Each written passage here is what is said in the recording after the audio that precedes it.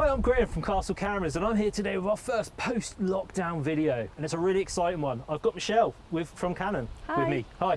And we're here today to talk about something very exciting indeed, because unless you've been living under a rock, you wouldn't have missed the fact that Canon have today shaken up the world of mirrorless cameras with these two, the R5 and the R6.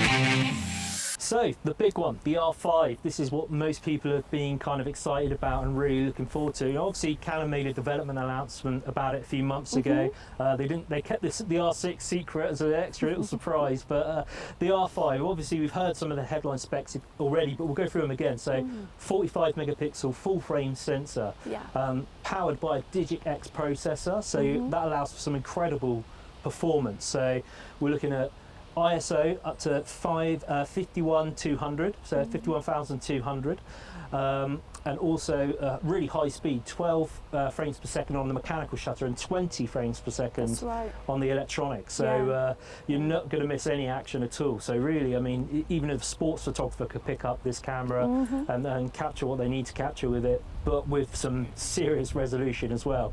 But where a lot of people have been blown away by what they've heard about the video performance of this camera. So 8K RAW, I mean, that's outstanding. That's the first camera on the market at this level to bring out that kind of technology. That's right. Along with 4K at 120 frames per second, so 4K slow-mo. But going back to the 8K, what's the real kind of benefit of this 8K, having 8K on board the camera? So basically with the 8K, it just gives people the ability to, if they want to shoot at 8K, they can, but also if they want to make high quality 4K videos, they can do that by oversampling the 8K. It's also good for screen grabs, so if they want to grab a still shot from the video, imagine the resolution that you're going to get from 8K. Alongside those impressive video specs, we've also got up to 8 stops of inbuilt image stabilization. That's right. When used with RF lenses. You know, tripods are almost going to become a thing of the past with this thing. And I'll put the shot up now, but in the press release they showed an image and it was pin sharp in the background, but you had all this movement in the picture.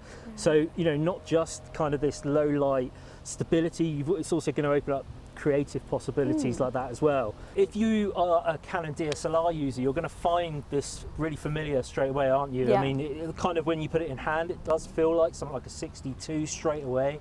And the button layout is very familiar as well. But there's a few changes from what we've seen on the EOS R, isn't there? So what we've actually done is we've removed the slider bar that was on the EOS R. So that was a bit of a marmite, I guess. It was a bit divisive, wasn't it? It was a good idea to try it out and see if anyone liked it. Obviously as well, we've got the few upgrades over the EOS R. The big one for me is the Viewfinder. I always found the Viewfinder on the EOS R pretty good anyway. It was bright, but this thing is stunning, isn't it? So 5.7 million dots, 120 frames per second refresh rate. I reckon if you looked into that thing hard enough, you could see Narnia. Getting back to the feature set, there's a couple of other things. So particularly, I want to talk about is the autofocus performance. This thing is so rapid. It's got one of the fastest AF systems of any mirrorless camera out there. 0.05 second AF performance, which is blisteringly quick. But beyond that, it's also got some of the 1DX free technology in it. It's got the deep AI learning AF, hasn't it? That's right, so that's almost like a library of photographic settings that's stored in the camera to help photographers achieve the best pictures. So I mean, really, in any situation, your AF is gonna work fast. So I've got some ducks joining us just down here as well now. They all want a piece of the action. They want to come and see the R5. But yeah, the AF performance as well has brought some new things along. So we've got eye detect, which has obviously been featured on a few of the cameras before, but first is the animal eye detect, including birds. Now we've done the R5, we'll go and take a look at the R6. So, as if by magic, here we have the EOS R6. Let's start with that sensor. So, part of the 1DX Mark III family? Yeah, part of the 1DX Mark III family with the Digix processor. So 20 megapixels, and because of that slightly bigger pixel pitch compared to the R5, we get some insane ISO performance. So let me get this right, 1,002,400 ISO. Is that right? I think that's right.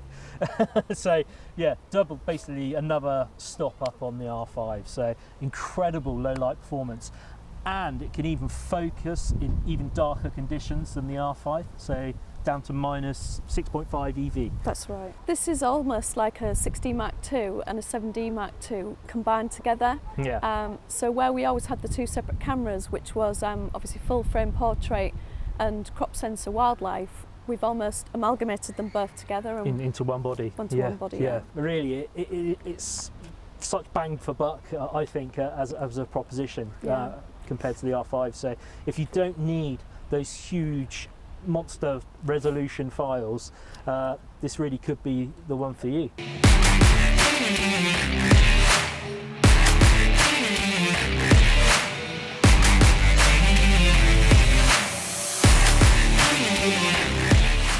I'm B. Graham from Castle Cameras. This is Michelle from Canon. Thank you very much for watching.